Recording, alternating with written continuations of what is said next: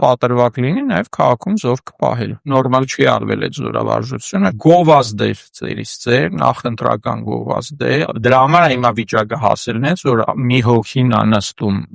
մոտոյի վրա ու փորձում ինչ-որ գալ, ճռել, հասնել միտեղ։ Սյունիքի ճանապարհը պատերազմի դեպքում սպառազինության մատակարարումների համար արդեն իրատեսական չի։ Հրաման լինելու է թե չէ, տեղից դուրս կգան, ընդեից դուրս կգան, ասում են ընկեր, դե որ դուրս ես գալի, ուրեմն հեսա փակվում։ Հիվանդ լինես, անտրամադիր լինես, հուսահատ լինես, ինչ ուզում ալնես, պետք է գնաս ընտրությունների։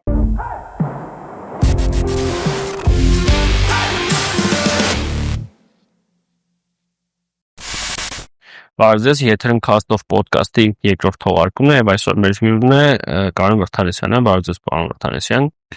Բարի օր։ Համաձայն մեր podcast-ի կանոնների ֆոնի գույնը ընտրում է հյուրը, ասեք ինչ գույնի ֆոնի վրա լինենք։ Մենք լավ հյութեղ նարնջագույն։ Շատ լավ։ Դրանց ավելի լավ։ Հայ, սկսենք ես վերջի ամենաթարությունից արդեն շատ հարաբերական է դառնում թարմ հասկացությունը, որովհետև վարկյանի բանով արդեն ինչ-որ բաներ փոխում, բայց սկսենք ամենաշատ քննարկված թեմայից երևի զորահանդեսից, նայելա գիտեք զորահանդեսը թե չէ, չեք հետևել։ Բայց պետք է հետաքրքիր գրառում էի կարել զորահանդեսի հետ կապված, այսպես զորքը ցույցներից առաջ քաղաք մտցնելու նույն արվեստը, այդտենց ինչ էր, հումոր էր, կանխատեսում էր, չէ, հումոր չէ, նախադեպ կար այդ տիպի երբևէ եղել է։ Մենք ունենք նախադեպ, երբ Նիկոլը պատերազմի մոտավորապես երբ էր հոկտեմբերի 20-ի կողմերը թվում էր թե մի հատ լրիվ абսուրդ հայտարարություն արեցին, հավաքվեք 30 հոգով, չգիտեմ ձեր մեջից հրամանատար ընտրեք եւ այլն, ու մինչեւ այդ մի քանի տարի բոլորը հիշում էին ու արդեն դա ինչ որ մեմ է դառել, հա, ինչ որ հենց մեծ խնդիրը փորձում են գցել մարդկանց վրա, միանգամից բոլորը հիշում են, չէ, հավաքվեք 30 հոգով, բան, բայց դրանից հետո ինչ եղավ։ Այդ իր հայտարարությունից չէ, այդ հայտարարության հետ կապված, հա, այդ գծի մեջ։ Մեկ է սկսեցին նիկոլական թիմերի ղեկավարները, համայնքապետեր, չգիտեմ ինչ որ քաղաքապետեր հայտարարել, որ արձագանքելով վարչապետի բանին, իրանք էսա կամավորներով հավաքվել են, չգիտեմ 30 թե 60 հոգով հրամանատար են իրենց մեջ ոչ այնքան նշանակալին դիրքում տեղավորվում էին նկարները ինքնում հա իրականում ոչ թե ոչ նշանակալի դիրքում այլ ընդհանրապես դիրքերում չէին բայց ինչի ու Նիկոլը հիշում եք չէ որ ասեց ոնց ասեց որ դե գիտեինք որ պարտվում էինք հետո դե թե Նիկոլներ թե ուրիշ նիկոլականներ բայց որ մեզ դավաճան չասեն բան ասում են ինչի չդադարեցրիք պատերազմը թե գիտեիք Մեկի խոսակցությունները ինչ-որ սլիդներ են չէ բացի դրանից ասենք Նազարյան Լենան հա Նազարյան Լենան առավոտ լրատվամիջոցում բաներ արի բա դե մեզ կասեն դավաճան բան ասեն ինչ-որ բաներ էր հիմա այդ իտոգը եղավ այն որ ժողովրդին ասում են հաղթում ենք Շուշիի համար մարտեր Արծրունը ընդ հադրութներ պաշտպանում հիշում ես որ մարդ կան բայց ինքը ընդեղ էր ու ես նստե ոչ մի ադրբեջանցի չկա իբր թե հիմա այդ ամեն ինչի ֆոնին գալիս է նոյեմբերի 10-ը ու մարդիկ արթնանում են ու իմանում են որ կապիտուլյացիա է ստորագրվել այդ հələ գիշերվանից ոմանք եւ այլն ու մեկ էլ ինչ որ անհասկանալի մարդիկ զինված սկսում են սպառնալ հա քաղաքացիներին սա դիրքերից քիշնենք սա հարցերը կլուծեն ովքեր էին այդ մարդիկ որ տենց անհասկանալի տեղերից սկզբից վիդեոներ էին գցում թե յանամ Որ եթե չխար մեկին էլ կամսան բան են անտառում ինչ-որ Երևանյան ադարից մեկում դες վիդեո կա, տիպը ես դիրքերում եմ։ Հա, տենց ասենք այդ Պրոշյան փողոցից բանից տենց ինչ-որ սելֆիներ էին անում։ Վիտոգի պարզվեց, որ այդ ավանտակ, որ իբր հավաքվեք 30 հոգի գնանք կռվենք, ինքը իր մարդկանց մոբիլիզացրեց, զինեց, հավաքեց, պատրաստ նոյեմբերի 10-ին։ Ու հենց այդ մարդիկ էին սպառնում բանով, հա։ Հիմա նույն տրամաբանության մեջ, երբ որ ինքը ասում է, որ զորքը պետք է մնա ու չի ասում ինչքան մնա, ես իրավունք ունեմ, չէ՞, կասկածելու։ Ես չեմ ասել հաստատը տենց է լինելու, բայց իմ մոտ կար հիմնավոր կասկած, նաև իր նախորդ բոլոր այդ ֆռիկները հաշվի առնելով, որ կարող է սա պատրվակ լինի նաև քաղաքում զորք պահել։ Իդեպ մենք նույնիսկ չգիտենք այդ զորքը իրականում ցրվել է, իրան զորամասերով ցրվել են, չեն ցրվել։ Գուցե զորանոցային բանի մեջ են, թե հիմա էլ այդ նկատի ունեմ Շքերթին։ Շքերթը ծերից ծեր նախընտրական PR գործողություններ, որը որևէ կապ չուներ բանակի հետ, զինված ուժերի հետ, անվտանգության հետ, այդ որ ասում էր ստուգատես, այդ ստուգատես չէր, դա նախընտրական բան էր, հա, որովհետև շատ էին իրանց քննադատում, որ բանակը քանդում են ու տեղին են քննադատում, որ Հայաստանի ըստ էության թողել են անպաշտպան, ինքը փորձում էր, ասենք, ինչ որ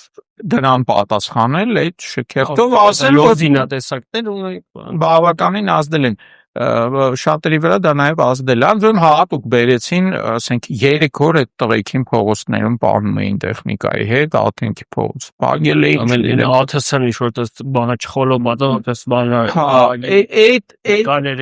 այդ ամեն ինչը հատուկ ու այդ նույն այդ խցանումները ստեղծելը բան, որ մարդիկ ասում են, արա այս ինչա խիա փողոցները փակ, ասում էին դե շքերթ,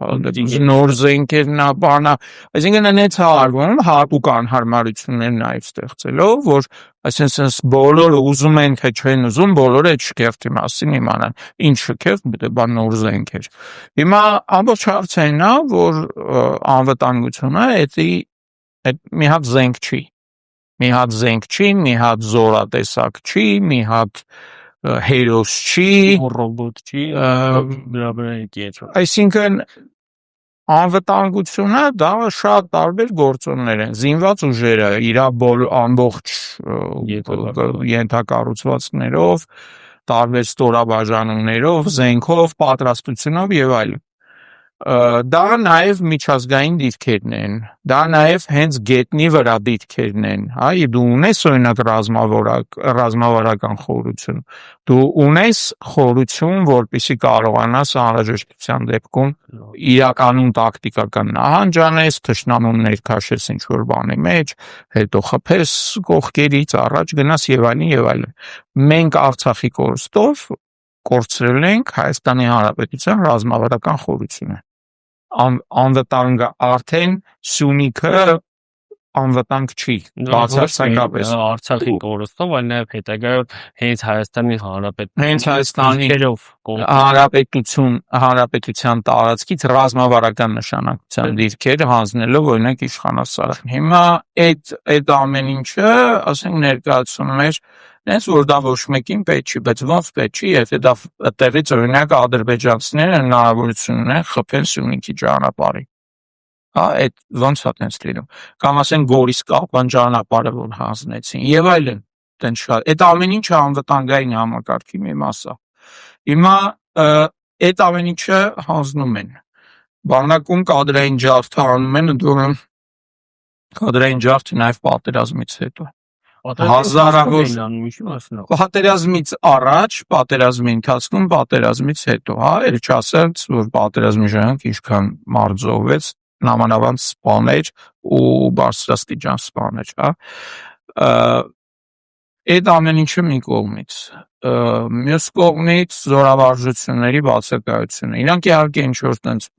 պարբերաբար ինչ-որ վիդեո են գցում, այն նայեք զորավարժություն են, լավագույն դեպքում դրանք ինչ-որ տակտիկական վարժություններ են, ասենք, քարապայթի վաշտի մակարդակով, նորմալ, որ ասենք մեծ ստորաբաժանումներ, հա, ասենք բրիգադի մակարդակով, էլ չասեմ կորպուսի մակարդակով, մի բան, որ առաջ ասենք ամենամյա պլան կար զորավարժությունների եւ այլն, այդ ոչ մի բանը չի արվում։ Հիմա դու ենթադրենք բերեցինք աշխարհի ամենալավ զենքը, ենթադրենք աշխարհի ամենալավ զենքը դրեցինք գարաժներում, Մարտակերտի գնդի հրետանու 40%-ը պատերազմի առաջի ժամերի ընթացքում ոչնչացվել է առանց այդ գարաժներից դուրս գալու։ Ոչ թե զենք չկար, այլ եթե զենքը դու գիտես, որ պատերազմը սկսում, բայց բացազատման հրաման չես տալի, բացազատման, որ ասում են համար 1 էին տվել, համար 1-ը դա բացազատումը չի։ Բացազատումը այդ երբ որ զորամասում համարյա զինծառայող չի մնում, զորամասում տեխնիկա չի մնում, ինչ կարա շարժվի, դուսա գալի այդ երկային դիրքերը, մարտական, որը պլանները, ծրարներով սեյֆերում դրած է, հրաման են ստանում, ասում են ծրարը բաց, սկսվել է, կամ սկսվելու է, այդ հրամանը չի տրվել ժամանակին։ Հակառակը դեռ ասենք, չգիտեմ, մարտամեսի զորամասում գնդի օր էին նախորդ օրը նշում, գնդի ծննդյան օրը, թե ինչ, քեֆ էին անում, այն դեպքում, որ 5-շաբթի, այսինքն սեպտեմբերի 25-ից հայտնի էր, որ հարձակում լինելու է 27-ին, ամենաուշը 28-ին։ Շատ լավ դա իմանալով, բացազատման հրաման ԲԲ-ին չի տրվել։ Դա արդեն փաստ է, իրանք էլ են դա ընդունել։ Հիմա այս պայմաններում ենթադրենք ունես աշխարհի լավագույն զենքերը, ինչ ես անելու։ Եթե դու ասենք ունեիր Իսկանդեր, որը Իսկանդերը այն քիչ զենքերից է, որ ռուս-ուկրաինական պատերազմում մինչև հիմա օգտագործվում է։ Ասենք չի կորցրել իր արդիականությունը, որտեղ ռուս-ուկրաինական պատերազմը շատ բան փոխեց։ Ասենք գլոբալ հեղափոխություն է։ Որոշ բաներ իհարկե դեռ 44-օրյա պատերազմից էր հասկանալի, որ սենց է լինելու, որոշ բաներ այդ Սիրիայում կռիվներից, Սիրիայում, Իրաքում, Եմենում, բայց այդ ամեն ինչը, ասենք, կտրուկ փոխեց ուկրաինական պատերազմը։ Շատ լավ աշխատում է։ Հիմա ունենալու Իսկանդեր, հակառակորդի խոշոր կուտակումներ են եղել, Իսկանդերով չի հասցվել։ Սու-30-ներ կային, որ այդքան գովազդվեցին, այդ Սու-30-ները տենց էլ ոչ մի չաշխատեցին։ Աչու բարձրաց հրթիռ։ Այդ իրականում այդքան էլ չի, հրթիռ կար, բայց երբ որ Մովսես Հակոբյան ասում էր հրթիռ չկա, ինքը կոնկրետ մի տիպի հրթիռների մասին էր ասում, այլ տիպի հրթիռներ կային, բայց ասենք մեր ավիացիան նորմալ չի աշխատել, իսկ Սու-30-ները ընդհանրապես չեն աշխատել, բայց Սու-30-ները հիշում ենք ինչքան գովազդեցին, օդային գերակայություն, այդ օդաչուի կաբինկայից բան սելֆի արեց Նիկոլը եւ այլն։ Հիմա նույն այդ բանը շոուն նորից կրկնվում է։ Այսինքն այս զորահանդեսը ընկալել որպես իրական ինչ-որ հաշվետվություն աբսուրդ է։ 8 տարի Հայաստանում ռազմական շքերթ չի արվել։ Ինչ եկել են իշխանության, ռազմական շքերթ չեն արել։ Հանկարծ որոշում են մայիսի 28-ին ռազմական շքերթ անեն, որ երբեք Հայաստանում մայիսի 28-ին Երևանում ինչ-որ տես բան չի արվել, միշտ գնացել են Սարդարապատ չեն գնում, Սարդարապատ բառը ընդհանրապես իր տոնական ուղերձում չի օգտագործվում, ու որոշում են բան անեն, ու որոշում են զորահանդես անեն, պարզ է, չէ, որ այդ ռազմական շքերթի միակ նպատակը նախընտրական PR-ն է։ Հիմա ինչ աշխատեց։ Ես էլ եմ ասում, ռեալ աշխատեց, որովհետև հայկական մեդիա հարթակը դնենք մի կողմ, որովհետև նա պարզա կուրացիա է արվում եւ այլն։ Ես անձամբ օրինակ ռուսական հարթակներում, հատկապես հիմա վերցնենք օրինակ TikTok-ը, ու ոչ միայն բայց ինչ եմ ասում TikTok-ը, որտեղ Ռուսաստանից արդեն դից առանձնապես շատ հարթակների իրանք որ հասանելիություն չունեն, հիմա ավելի շատ կենտրոնացել ինչ-որ տենց բաների վրա։ TikTok-ում ես ռուսական կողմից շատ ռուսական ու բելարուսական ընկերում շատ եմ տեսել օրինակ այսպիսի վիդեոներ, որ այդ տեսեք Հայաստանը ապացուցեց, որ բոլորը ասում են, այ գիտեք, առանց Ռուսաստանի Հայաստանը կկորի, Հայաստանը ապացուցեց, որ չէ, ախպեր, տեսեք, ես առանց վստահ որ նույն այդ վիդեոները ստեղ չեն բանարել ֆինանսավորվել։ Չէ, որքան վստահ չեմ։ Ուղղակի ասում են, ինչ որ ասին, ինչի համար եմ ասում, տարածվեց։ Ինչի համար եմ ասում, որովհետև նախ այդ ամբողջ զոոպարկը,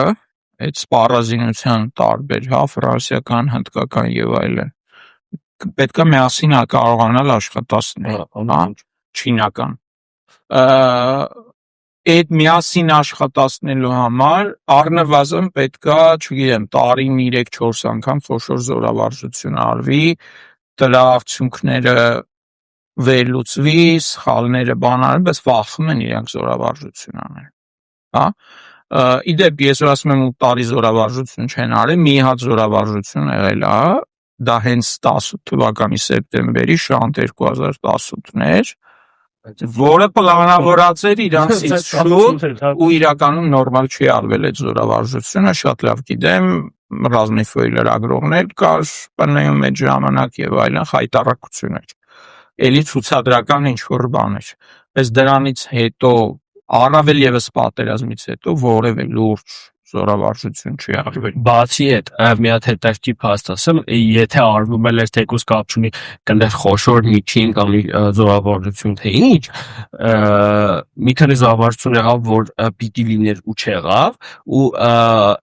եթե չեմ սխալվում, անցյալ թե նախանցյալ տարի, հիմա չեմ հիշի,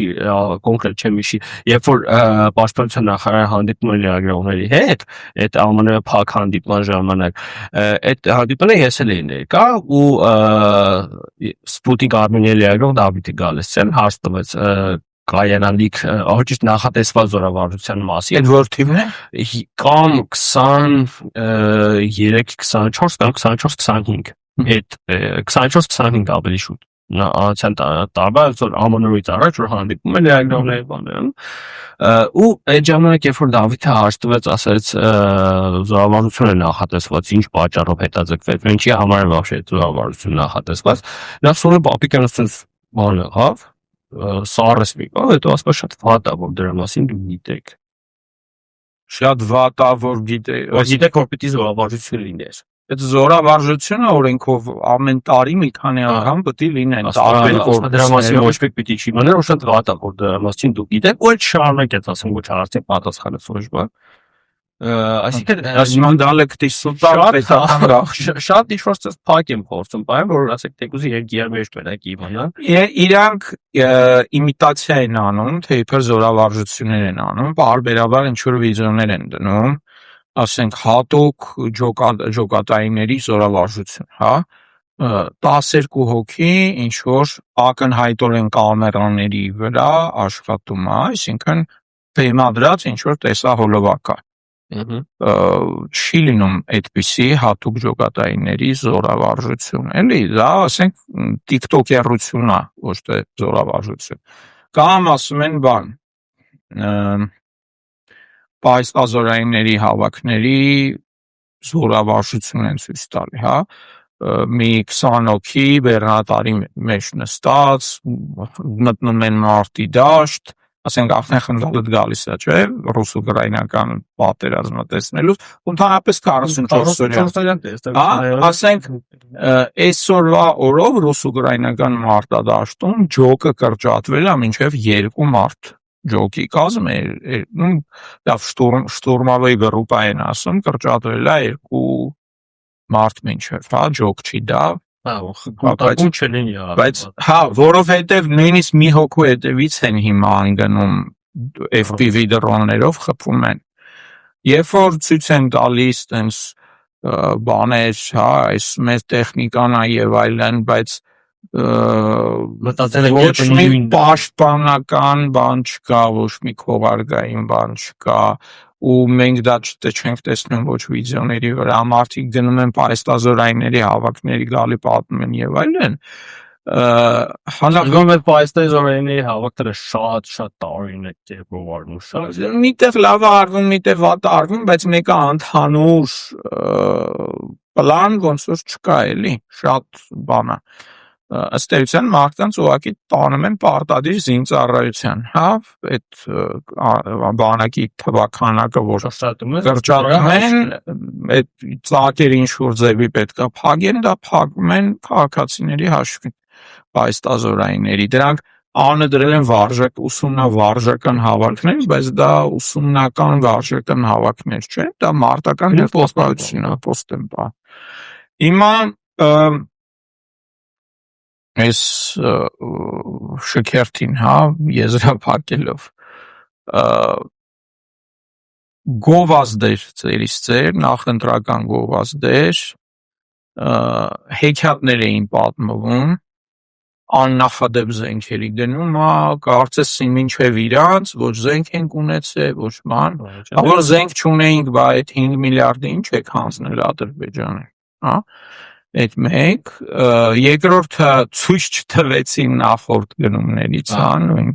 ասենք Իսկանդեր Սմերչի եւ այլն, հա, բայց ռուսական արտադրության շատ ճիշտ բան։ Չէ, սույերը օրինակ ցույց տվեցին սույերը,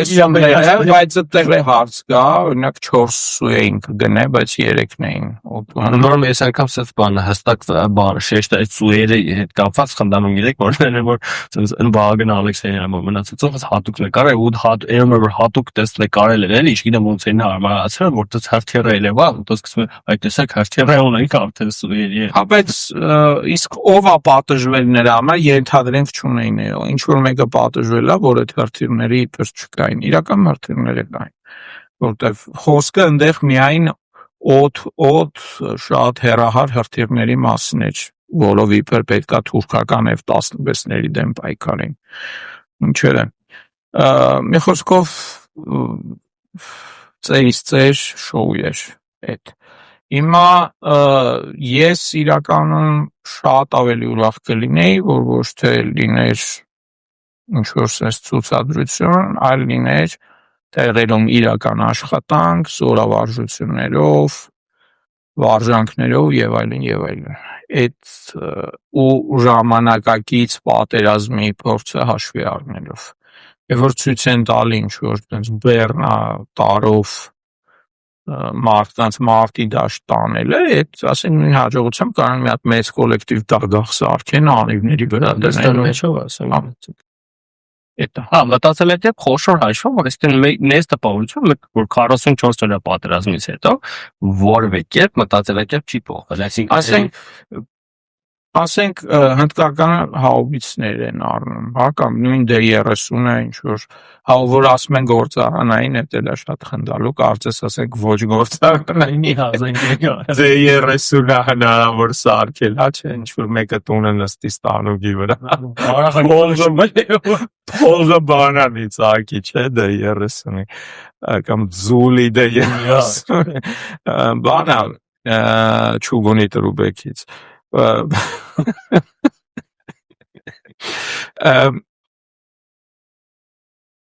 այդ սպառազինության մատակարարման հարցն է,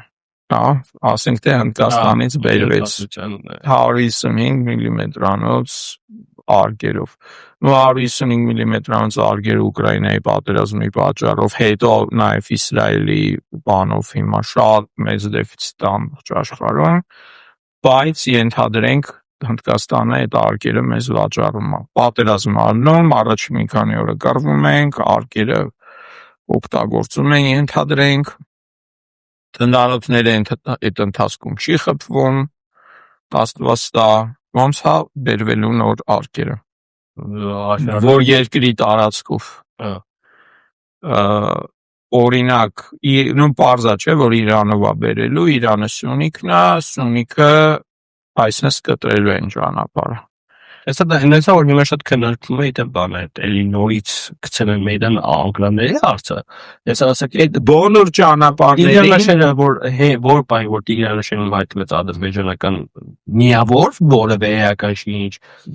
սաղամը բարձր չէ որ Սյունիքը կտրվել է 100 հատ նոր ճանապարհ սարքի դրա Սյունիքը կտրվելու է։ Սյունիքը նախ կտրված է արդեն, որտեղ իշխանասարի վրա հրետանային դիրքերը ադրբեջանցիների արդեն ճանապարհին հասնում են։ Երկրորդը Տրիփովա, եթե Աստված չանի դա իրականություն դառնա, Տրիփովա կտրվում վերահսկողության տակ լինում, Նախճեվանից հարվածի տակ այդ ճանապարհը, ինչ են բերելու, ոնց են բերելու, նամանավանդ էլ եմ ասում այս դրոնների դարաշրջանում, այսօր Ուկրաինայում այդ այսպես ասած օպերատիվ խորության վրա մինչև 50 կիլոմետր արդեն առաջ այդ kill zone-ը էր կոչվում, հա, սկզբից 5 կիլոմետր էր, հետո դարավ 10 կիլոմետր, 40 գրադի չէ, գրադով չի, kill zone-ը ասելով, հենց FPV դրոններով, որ չեն թողում մոտենալ մարտադաշտին, չեն թողում ուժ կուտակել, որ կանեն հարվածել, հա, դրա համար հիմա վիճակը հասելն է, որ մի հոգին է նստում մոտոյի վրա ու փորձում ինչ-որ գալ, ճվել, հասնել միտեղ, հիմա այդ ասեն գոտին արդեն մոտ 50 կիլոմետր խորության վրա է ռազմաճակատի գծից է 50 կիլոմետր խորության վրա, 55-ը ծերից ծերա, իսկ եթե երկու կողմից է լրիվ բան արվում, այսինքն Սյունիքի ճանապարհը պատերազմի դեպքում սպառազինության մատակարարումների համար արդեն իրատեսական չի։ Հիմա ստեղ արդեն լիքը հարցեր առաջանում, հա դու այդ թնդանոթները բերեցիր, ցույց տվեցիր, նախ այդ թնդանոթները արդյոք կհասնեն մարտադաշտ, կամ ասեն համազարգային կրակի հրթիռային կայանները, խոսքս են հնդկական մեծ բաների մասին, ընդհանրապես դուրս են գալու գարաժներից, թե չէ։ Դուրս են գալու հասցնելու են, թե չէ, թե հրամանալու է։ Հրաման լինելու է, թե չէ, եթե հրամանը լինի հասցնելու են, թե չէ, ու տենց լիքը եթեներ ու հարցերը։ 44 օրյայի փորձի վրա եթե հիմնվում ենք, ու թող չասեմ, որ իրանք դրա հետ կապ չունեն, էլի իրանք էին հրաման տվողը։ Ներկայ որ ասում էր ես գերագույն գլխավոր եւ այլն, իդեպ ինքը երբեք 1 րոպե գերագույն գլխավոր հրամանատար չի եղել, որտեղ սահմանադրությամբ գերագույն գլխավոր հրամանատարը դառնում, ու գերագույն գլխավոր չի, то есть սահմանը տենց չէ, այդ հին բանով ենք էլի գալիս, բայց դառնում է գլխավոր հրամանատար, եթե հայտարարված է պատերազմ։ Պատերազմը չի հայտարարվել, ոչ թե ռազմական դրություն, այլ հենց պատերազմ պետք է հայտարարվի, տենց է ձևակերպումը։ Հիմա ու այդ ասում է ես գերագույն գլխավոր չկասկածեք, բան, շես բաներ չէ, շիշկրեք, հա, շիշկրեք։ Բա ինչի հրաման չես տվել։ Բացազատման հրաման։ Չես թվում է դրանք հարցերը, որոնց պատասխանը մենք կամ դատարանում ենք ստանալու, կամ երբեք չենք ստանալու, չգիտեմ հիմա այդ հարցերը ասած կամ էլ ասենք, եթե ասենք, չգիտեմ ինչ որ տեն շատ լավ ֆինանսավորվող հետաքննական լրագրության ինչ որ բաներ, գուցե ինչ որ բաներ էլի տենց դուրս գա էլի։ Ինչևէ, ամբողջ հարցը գիտեք ո՞ն է, իմաստը է դրանց դուրս գալու, երբ որ մարդը փաստացի ուղիղ Next-ով կանգնում ասում, ես արդեն երևի 21 թվից, հա, 21 թվից կրկնում եմ ու հիմա արդեն շատերն են այդ նույնը ասում, որ նույնիսկ եթե աշխարհի ամենալավ բանակը տրամադրես, եթե մարդու մտքին պարտվելն ու ինքը պարտվելու է։ Այդ Տեսեք, սես մեծ հետաքրքիր բան, վերջերս Արմեն Աշոտյանը հարցազրույցներից մեկում մի հատ ֆրազ ասեց, այսօր վերջի ինտուիցիոններն է։ Մի կողմից, երբ որ մտածում ես, հասկանում ես, որ շատ վախենալու բան ասում, բայց ճիշտ է ասում։ Եթե կարելի է ուղղակի մի քիչ բան անեմ, էլի չեմ ուզում շատ ֆատալիստական լինի, ես ինքս որ սկսում եմ այն worst case սցենարիո, հա, վատագույն սցենար քննարկել, շատ ավելի վատն ալնում, քան դա, բայց ասենք սենց, սա կարող է վերջին ընտրությունները լինել։ Ընդ որում շատ շերտերով վերջին ինչ իմաստով նախ այս ընտրություններն էլ դեռ հարց է իրանք ինչքանով են ընտրություններ իրականում, որովհետև եթե դու հակառակորդներիդ նստած քաղաքական հակառակորդների նստացնում ես ամեն ձև սահմանափակում ես, թևերը բռնում ես, գաղտնալսում ես տոտալ, ես իմ սպառնում ես, այդ որ սպառնում ես սպանել ֆիզիկապես, տեքստով եթե ընդդիմադիր ամենախոշոր ուժի տվյալ էսպայի դրությամբ ղեկավարը տնային կալանքի տակ է եւ այլն Յամատություն կնի մտածել որ ինչքանով է ընդհանրապես ընտրություններ հա բարի այդպես բան իմաստով բայց լավ ենթադրենք ընտրություններ Լեոնել Յոնիսյանը նախադեպել չի հաշված ինչ իմաստով բանը իրան ճանաչեցին անկախ դիտորդ բայց ասացին Սերժը գրառումը թերացրել այդ Մարուկյանի հետ կապված հա հիմա շատ խնդալու հիմա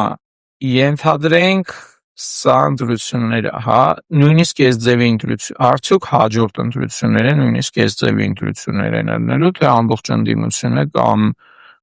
լինելու է ինչ որ չգիտեմ վտարանդի կարգավիճակում կամ բերթերում դա ռեալ սցենար լրիվ ռեալ սցենար է մենք արդեն ապրում ենք մեզ լավ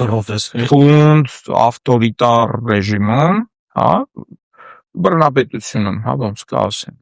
մենք ապրում ենք բռնապետությունում որը կառուցվում է իրանց իշխանության գալու համարյա առաջի օրվանից ու որը արդեն տենց խոբինգով սկսեց աշխատել 44-օրյա պատերազմից չէ առաջ բան ժամանակական կորոնայի ժամանակ այդ ինտիկները սկսեցին ձգել ընդ որում այդ բոլտերը ձգումները հետո պարզվեց որ ստանդարտ բռնապետական գործիքակազմներ շատ տարբեր երկրներում կորոնան օգտագործեցին բռնապետական այդ տոտալ վերահսկողություն, հետևել եւ այլն այդ բաները տվյալներ հավաքել, նույնիսկ հեռախոսազանգերի մասին, կոնտակտների մասին եւ այլն, գեոլոկացիա այդ ամեն ինչը, ասենք, բանից, բայց դրանից շուտ է սկսեց դատարանի վրա հարձակում, դատարանների վրա հարձակում, ԱԺ-ի վրա հարձակումը դեռ 18 թվականին առաջինը Դաշնակցության համոզության որ հանեց նախարարը Դաշնակցության ԼՀԿ-ին եւ ճիշտ է բոլոր ընդդիմադիր դաշնակիցներից ԼՀԿ-ին չէր ԼՀԿ-ն չկար ԲՀԿ-ն ու բաններ ինչա Մանեն Թանդիլյանը մնաց նախարար Մանեն Թանդիլյանը մի քիչ ավելի շուտ է երբ որ արդեն կենսեն պատմել կենսաթոշակային դեմ էր խոսացել այն իրանով դուրս եկավ դե արդյունքը այն էր որ այդ բռնապետությունը իրանք կառուցում էին ու սկսեցին օգտագործել, հա, նույն Քոչարյանի ձերբակալությունը, Խաչատուրովին, որ փորձում էին կալանավորել, Քոչարյանի կալանքը, Խաչատուրովին մի պահ ձերբակալեցին, բայց չկարողացան կալանավորել դեռ այն ժամանակ դիմադրում էր դատական համակարգը։ Մի խոսքով, այսինքն մենք բռնապետական արդեն ռեժիմի մեջ ենք ապրում, իսկ բռնապետություններին բնորոշյա հետևյալ միտումը, իրանք գնալով ավելի են խստանում, եթե դրսից կամ ներսից դիմադրություն չկա։ Հիմա դրսից կա լրիվ աջակցություն ռեժիմին, նույնիսկ խրախուսում, ներսից դիմադրությունը բավարար չէ այս ամեն ինչ դեմ առնելու համար, որովհետև ընդդիմությունը բավարար կազմակերպված չի, ընդդիմությունը իրականությունը իմ համոզմամբ ճիշտ չի գնահատում եւ այլն, հա հիմա այս հասկանալով մեծ հարցը հաջորդ ընտրությունները կլինեն թե չէ, եթե լինեն եւ ինչ ֆորմատով կլինեն, հա կարող է Ադրբեջանի պես դառնա ընտրությունները, երբ որ ամեն անգամ նույն մարդը վերընտրվում է, հա, հետո իր երեխան վերընտրվում, հետո իր թոռն է վերընտրվում ու տենց, հա, Ադրբեջանում արդեն գալիս են թոռան պահին այդ տաղոն որ անտակալս 18 տարեկանից սկսած 18 տարեկանից սկսել է արդեն 44-օրից հետո այդ զինվորական համազգեստով որ հետ բան ինչ որ sense մի խոսքով այսինքն այդ կանխատեսումը անկախ նայած կլինեն ընտրություններ թե իրական ընտրություններ ազատ չեմ կարծում որ Նիկոլի օրոք լինեն այլևս այդ ինչ ճնշում պետք է լինի դրսից, որ ինքը համաձայնվի իրական ընտրություններ անել։ Մի հատ ուրիշ հարց տամ, պարոն Մարտիրոսյան, ինչ թվում է Փաշինյանին առնվազն ընդդիմության հետ կապված իր պլանները հաջողվեցին։ Ինքը կարողացավ թեկուզ եթե նախկին մեղած ճաքերը մեծացնի ու դարձնի անջրպետ։ Այդ տենց ինքը կարողացավ, թե ինչն է պատճառը, ինչի սես բաց արճակատման ընդդիմության խոշորագույն ներկայացուցիչները որոշեցին գնալ հենց հիմա։ Հա, օքեյ, բոլորս գիտենք, որ կային տարաձայնություններ, ոչ մեկ էլ միամիտ չի, բոլորս դա տեսնում ենք, որ շատ խնդանում է Կան տարաձայնություններ դեռ մինչև 18 թվականի։ Մինչև, հա, դրա մասին, այսինքն են, որ ասում են այնց ռոբասերժական մաֆիա, որ մարդու ծիծաղ են գալիս, էլ որ մաչելներ։ Այսինքն հա կային տարաձայնություն, բայց ինչի էս բաց արճակատումը հենց հիմա եղավ, երբ որ հենց հիմա այն պահն է, երբ որ այդ չպետք է լիներ։ Ինչա որ ամենաադեկվատ հայտարարությունը ընդդիմության ներկայացուցիչների կողմից վերջի 8 տարում եղել է Լևոն Տեր-Պետրոսյանի կողմից, տղայք եկեք միավորվենք, էսի չարիք է։ Հիմա չեմ փորձում ինչ-որ մեկին բարձրացնեմ կամ միջացնեմ, բայց էս ինչի՞։ Ես որ ասում եմ իրականությունը իր ամբողջ խորությամբ, վտանգը իր ամբողջ խորությամբ ու լրջությամբ չի ընկալվում, որ Նիկոլ Փաշինյանը Հայաստանի բնակչության 90 քանի ավել տոկոսը չի ընկալում Նիկոլին որպես չարիք վտանգ, որպես իրական եւ մոտալուտ գոյաբանական սպառնալիք չեն ընկալում դա, հա, թեպետ գոնե Ղարաբաղի վրա հարձակումից հետո ու արցախցիների բռնի տեղահանումից հետո այդ պատկերները պետք է բոլորիս ուղեղներում դաջված լիներ, որովհետև պատերազմից հետո 20 թվականի պատերազմ 21 թվականին, դեռ 22 թվականին մարդիկ պրոյեկտներ էին անում Արցախ, մեծ ներդրումներ էին անում, հա, այն դեպքում, որ Արցախին պետք է պատրաստվել պաշարման, ես շատ ասում եմ փակ դռների հետ եմ, շատ տեղերում դրա մասին խոսել եմ։ Ինձ ասում էին, չէ, եկեք IT կենտրոն բացենք, եկեք ինչ-որ խմբակ բացենք, ազգային պարերի բան բացենք, հա, եւ այլն, ասեն ինչ-որ բաներ էր։ Բայց որ ասում էի, պաշարման է պետք պատրաստել, բոլորի մոտ այդ ընդհանրապես էս դա նաեւ այդ խաղաղության կտի հետևանքն է, հա, այդ քարոզչական կուտը։ Մարդիկ խաղաղության կուտը, մարդիկ այդ եկած արցախցիներին փոխանակ կարեկցակի փոխարեն ակնհայտ sense դա պետական քարոզչության հետևանքն է։ Դա նիկոլական քարոզչության հետևանքն է։ Հստակ այդ մարդկանց տիրախավորում են արցախցիներին։ Ու բարձել այն չի են դա անում։ Որտեւ եթե այդ մարդկանց հանդեպ ատելություն չսերմանեն, հարցը առաջանալու, բայց լավ մարդիկ ինչ են այս վիճակում։ Ո՞վ է մեղավորը իրանք այս վիճակում է։ Դու ես սաղ։ Հա, հիմա վերադառնանք, հա, Արցախում շատ մարդիկ նույնիսկ այն վիճակում դեռ ինչ որ ապագա են տեսնում։ Նույն Արցախում շատերը Նիկոլին որպես գոյաբանական սպառնալիք չէին ընկալում։ Նույն այդ մարդկանց մեկը հիմա նստած է։ Հա, Նիկոլի հետ վիճելու համար Արտուրոս։ Շատ լավ։ Հիմա 14-րդ, թե 15-րդ օրն է։ Հիմա նույնը ստեղ է։ Նույնիսկ նրանք, ովքեր Նիկոլին ատում են ինչ-ինչ պատճառներով, նույնիսկ այդ մարդիկ իրան այնուամենայնիվ որպես գոյաբանական սպառնալիք չեն ընկալում։ Իսկ Նիկոլը ինչ է անում։ Ստանդարտ սխեմա կա։ Բոլոր անխտիր բոլոր բռնապետները փորձում են բան անել, պառակտել ու բևեռացնել հանրությանը, որովհետև բռնապետների չեն սիրում, ատում են իրանց, այսպես ասած, այդ հակառեյտինգը բավականին բարձր է ալնում, միակ ձևը իրանց իշխանության մնալու, որպեսզի մնացած բոլորը լինեն ավելի թույլ, ավելի պառակտված եւ այլն։ Ինքը դառնա չարյաց փոքրագույն է, կոպիտ ասած։ Մարդկանց աչքերով։ Կամ նույնիսկ եթե չարյաց փոքրագույնը չի, բայց ոնց է հիմա նույն Արտուր Օսիպյանին բռնում են, մի 100 հոգի ասում են, բա լավ էր, որ ինքը Արցախում նիկոլական էր այն ժամանակ, հա, կամ իր այս ասածը, իր այն ասածը։ Հետո երբ որ ինչ որ ընդդիմություն, ասենք ես մարդ գիտեմ, ասենց ասեմ, Նիկոլից անձամբ շատ վատ տուժած այս ռեժիմից։ Երբ որ Աշոտյանին վերջապես կալանքը տնային կալանքից ազատեցին, ինչ-որ նորության տակ ինչ-որ լրատվամիջոցի էջում, այս մարդը եկե տակը գրել է շատ իզուր։ Հա, այսինքն իրա համար Աշոտյանը ավելի մեծ չարիք, քան Նիկոլը, այն դեպքում, որ իր ընտանիքը դժբախտացրել է հենց Նիկոլը, հենց շատ նաև անձնական, հա, թեմա է։ Այդ ատելությունը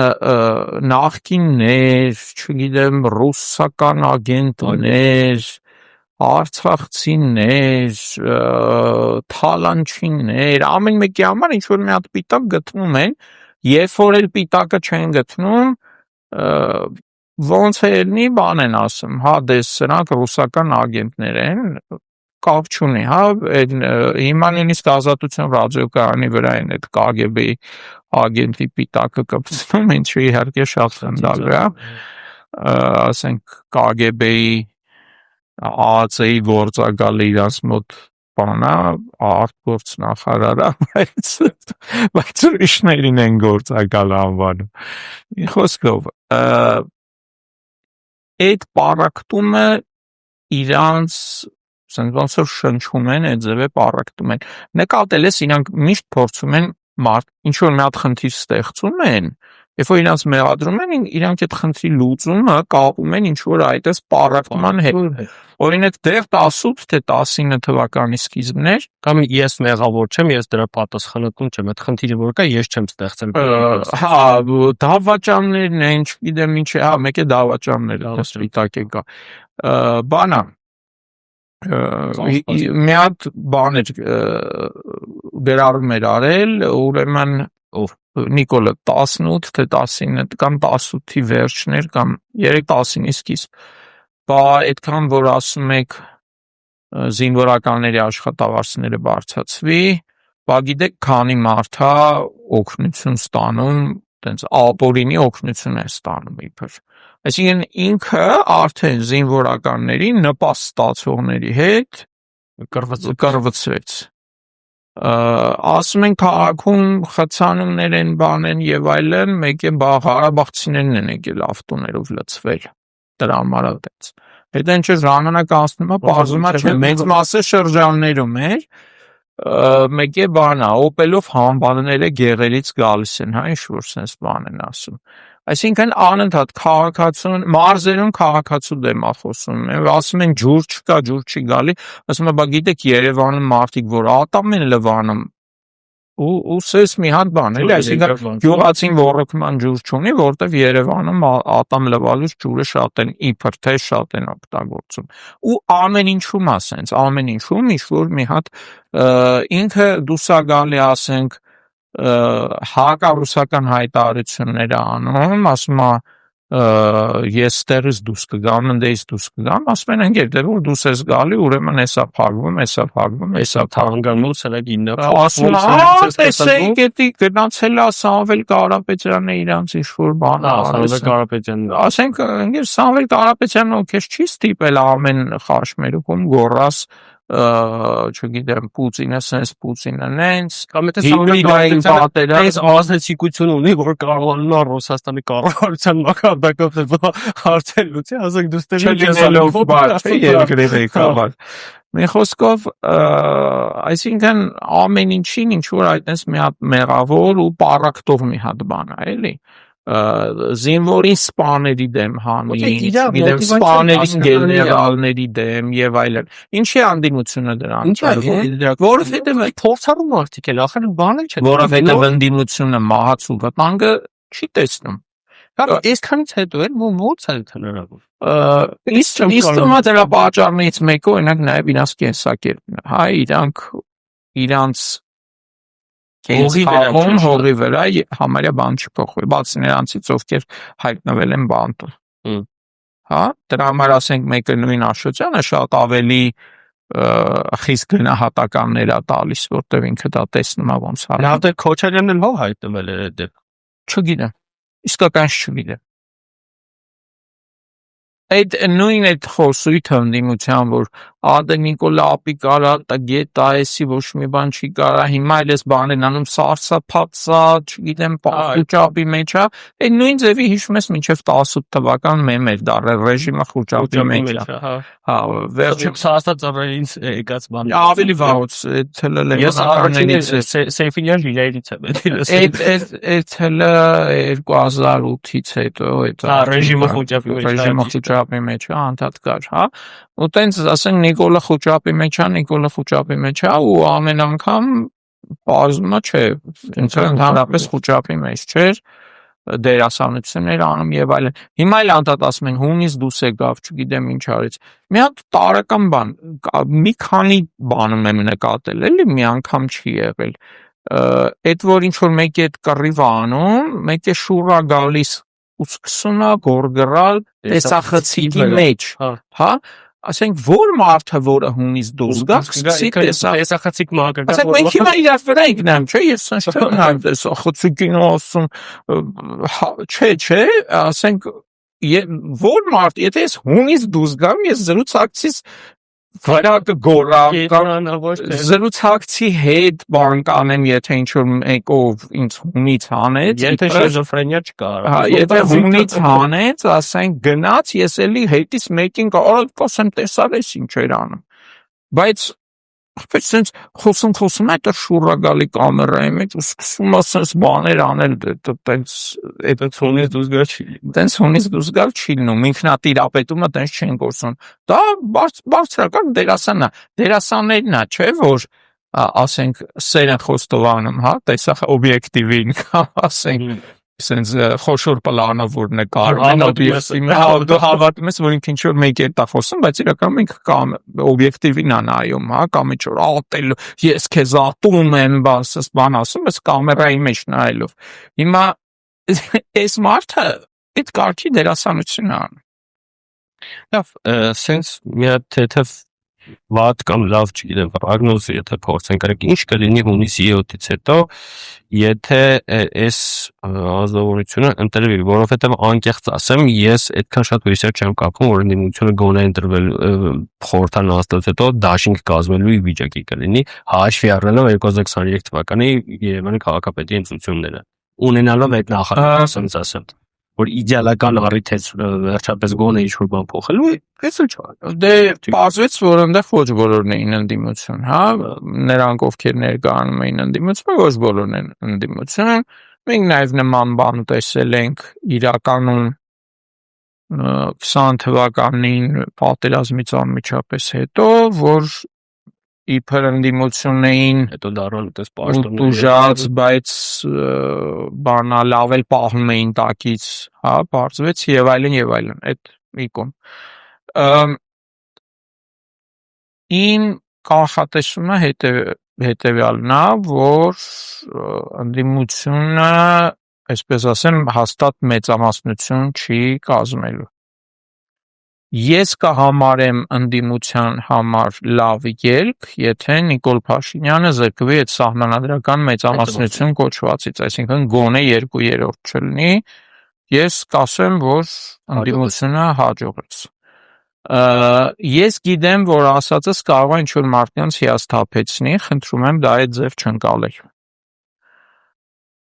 Ասածս նշանակում է, որ հիվանդ լինես, անտրամադիր լինես, հուսահատ լինես, ինչ ուզում ալնես, պետքա գնաս ընտրությունների, սա մեկ։ Երկրորդը պետքա հնարավորինս շատ մարդ հետըտել տանես բացատրելով, որ ստեղ խնդիրը հա շատ լավ կլինի, եթե հաղթեն, էլ ավելի լավ կլինի, եթե կարողանան հաղթեն ու հաղթանակը պահեն, չգողանա իրանցից այդ հաղթանակը, հա, բայց ամեն դեպքում պետքա գնալ ընտրություններ, որտեղ ինչքան ավելի շատ մարդա գնացե, ինչքան ավելի շատ մարդա գնացե ու չի ընտրել Նիկոլին, այնքան ավելի դժվար է Նիկոլին ելնելու իր իշխանությունը պահել, կամ նույնիսկ եթե իշխանությունը էլի պահեց, շատ ավելի դժվար է լինելու, շատ ավելի դժվար է իր համար լինելու այդ միահեծան բան անելը, հա, կառավարելը լկտի ձևով, նույն սահմանադրության հարցն է իր համար բարդանում։ Հիմա ոչ հասցրես փոխի։ Երկրորդը ընդդիմությունը ախր ես օրինակ այն, որ ընդդիմություն ասում մենք հաստատ կրելու ենք։ Որում դա ասում են նույնիսկ ուժեր, որոնք ասենք 1% չեն հավաքելու, հա։ Սենց մենք բան, սենց ինչ-որ արդեն վարչապետավարի են սկսում խոսել նույնիսկ։ Այն մարդիկ, որ իրանց հավատում են, հետո խորը հիասթափություն են ապրում ու դեմոբիլիզացվում են։ Ես մարդիկ գիտեմ, որ մինչև հիմա չեն կարող ընդդիմությանը ներեն 21 թվականի պարտությունը։ Այն դեպքում, որ օբյեկտիվորեն եթե նայենք, ընդդիմությունը ահագին, ասենք հաշվի առնելով ինչ կարգի իրանց դեմ քարոզություններ վարվում եւ այլն։ 21 թվական ահագին գովելի քայլեր արեցին, որ չի կա։ Կարողացան, հա, ահագին գործ անել։ Հետո շարունակելը կամ շատ пассив լինելը բացի առանձին անձերից, այսինքն մենք այսօրվա օրով տեսել ենք ոչ թե խմբակցությունների աշխատանք, այլ առանձին կոնկրետ անհատ պատգամավորների, հա, դիմադիր, որ կարող ենք ասենք այս մարդը գիշեր գործեր անում, իսկ այս մարդը ընդհանրապես չերևաց մենք սկիչ գիտեինք, որ հենց ընդդիմադիր պատգամավոր կա։ Հիմա սա մարդկանց պետք է բացատրել հաջորդ քայլերը։ Լավ, ընդդիմությունը ենթադրենք, չգիտեմ, անցավ արժե ինչ կազմով։ Հաղթելը դա մի թեմա է, բայց այդ հաղթելու բաներն են, պլանները մարդը պետք է իմանա ամսի 8-ին, 9-ին, 10-ին ինքը ինչ անում։ Չհաղթելու դեպքում կախված ինչ ելքա, էլի պետք է վստահ լինեն մարդիկ, որ պայքարը շարունակվելու է, որ դա ոչ թե վերջ բրձավ տներս ծախում եմ գնում եմ ձևի տրամադրությունը շատ այդ ինձ հա չգիտեմ հաղթակ 22-ում եթե նայեցիր այդ քննարկումը շատ մարդիկ կոմենտներում դենց էին գրել, հա, դա սխալ ըստ իս շատ սխալ մոտեցում է, այսօր դրա մասին գրելու եմ, դա շատ սխալ մոտեցում է, մենք պետք է հասկանանք, օքեյ, եթե կարողացանք ես ինչ դիրքը պահենք, հա, պետք է մտածել հաջորդ քայլերը դիրքից ընդլայնվելու, դիմադրելու հաջորդ քայլերը որոնք են լինելու։ Ու ստեղ մի հատ կարևոր բանի են գալիս, որ ամենամեծ սխալներից ըստ իս ընդդիմության, թե մինչև 21 թիվը, թե 21-ից հետո մի քանի անգամ այդ փողոց դուրս գալով բանով այդ ալիքների,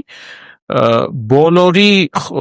բանը են ոնց որ հիմնական ուղերձը, որ էսա մի հատ հուշկու հարվածով շատ արագ 5 օրում, 2 շաբաթում, մի ամսում հարցը լուծելու ենք։ Մի շաբաթից հիշում եք բանը ցույցերը գալի մոտենում են ներկայացուցիչները, հեսա մի շաբաթից սա շատ սխալ է։ Դուք մարդկանց տալիս եք հույսեր, այդ հույսերը պայթում են փուչիկի պես, մարդիկ հիասթափվում են ու առաջին հերթին ձեզնից են հիասթափվում։ Կամ երբ որ դու անընդհատ ասում ես ոչ միայն ձեզ, այլ ընդհանրապես ձեզնից հետո, նույնիսկ եթե ավելի ունակ մարդ ու ձեզ հետո ավելի ունակ մարդ կա, արդեն իրենց էլ նրանք էլ էին sense ասում, դու էլ ես արդեն իհարկե։ Պլյուս եթե դու անդադ ասում ես, որ հակառակորդը տապիկ արա, թույլ է, վախեցած է եւ այլն, ու ամեն անգամ մնում է իշխանության։ Մարդը ինչ եզրակացություն պետք է անի։ Դու իրանից թույլ ես։ Ուրեմն կամ դու իրանից թույլ ես, ապիկ արես, անկարող ես, կամ դու հատուկ ես անում, որ ինքը մնա։ Ճիշտ է։ Այո։ Ու անընդհատ մարդիկ ասում են դա։ Ասենք երբ որ սկսում ես բացատրել, որ իրականում լավ էլ նենց աշխատում է Նիկոլը իր իշխանությունը պահելու վրա, բարդ կոմբինացիաներ են մշակում, որոնք երբեմն տարիներով են բանանում, հա, հիմա երբ որ Նիկոլը թրաշվեց, բոլորը ծիծաղում էին իր վրա, բայց այդ իր սափրվելը իրականում նախընտրական արշավի սկիզբն էր, նոր կերպար եւ այլն, հա։ Բայց այդ պահին ոչ մեկ դա որպես նախընտրական բան չէր ընկալում։ Մի խոսքով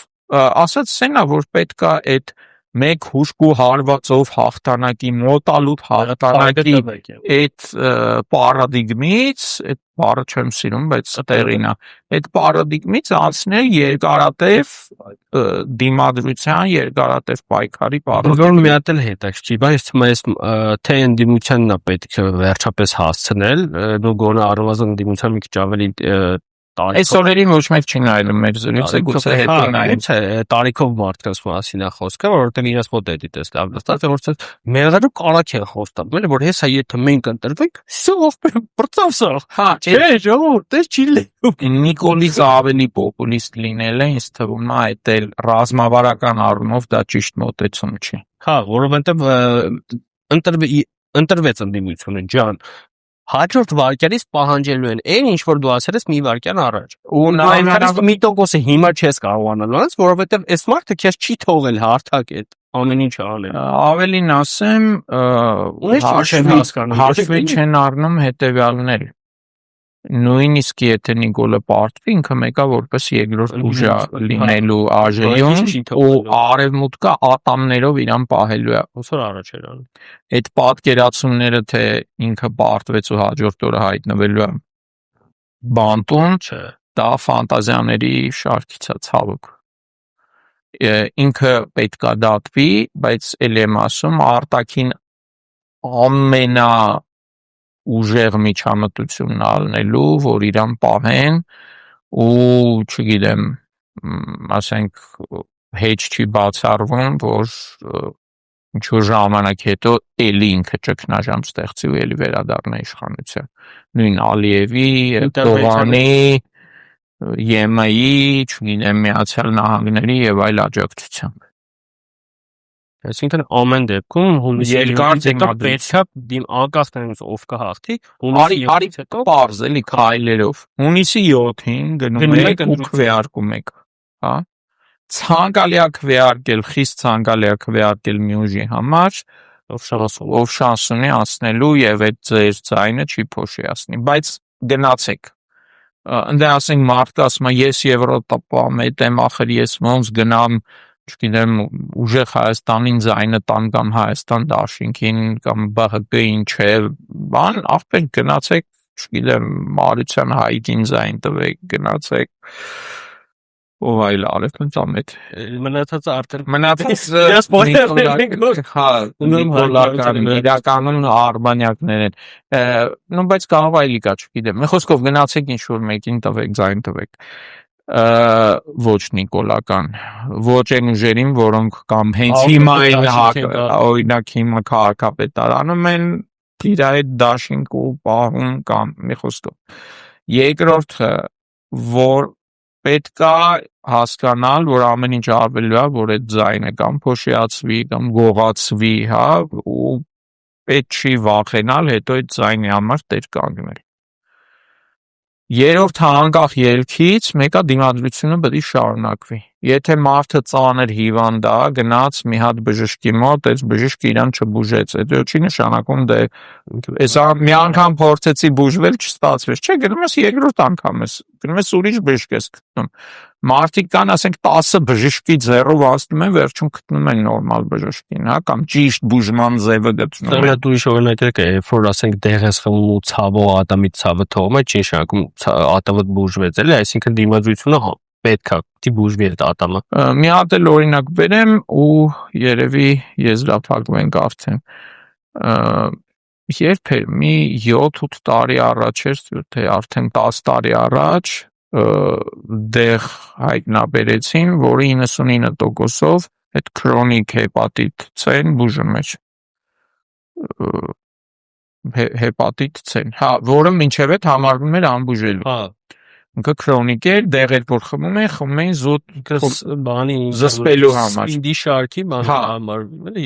Մոտ 10 տարի առաջ դեղ բանայց, որը բուժում է 98% արդյունավետություն ունի, համարյա բոլորի մոտ բուժում է։ Սկզբից շատ թանկ էր, հետո էժանացավ։ Հիմա այդ ինչ որ մի մարդ, որը ասենք 15 տարի առաջ հիվանդացել էր ու ասել դե մեկը անբուժելի է, այլ չեմ բուժվում, չեմ դիմադրում։ Հիմա մահացած։ Ինքը մահացած կլներ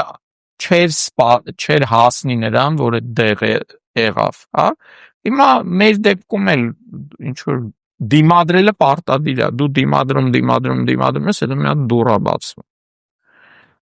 Այսինքն հուսահատվել չկա, պետքա գնալ ընտրությունների, պետքա նրանց ովքեր չեն գնում ընտրությունների բացատրել կարևորությունը, փորձել հիշել, որ Արցախը հենց տենց ազատագրվեց։ այդ դիմադրությամբ եթե 92 թվականի ադրբեջանական հակահարձակումից հետո թևաթափ դինեինք, Հա, այն ժամանակվանից է չէր լինի։ Մի խոսքով, այնպես որ դիմադրել ու այդ քվեարկելը դիմադրության ընդհանրապես քայլերից մեկն է։ Այսքանը շնորհակալություն պարոն Ես էլ եմ շնորհակալ համար, բաժան արտադրեք մեր YouTube-ն ալիքին, սեղմեք լայք, զանգակ, որպեսզի բաց չթողնեք նաև մեր հետագա թողարկումները, ստեսություն։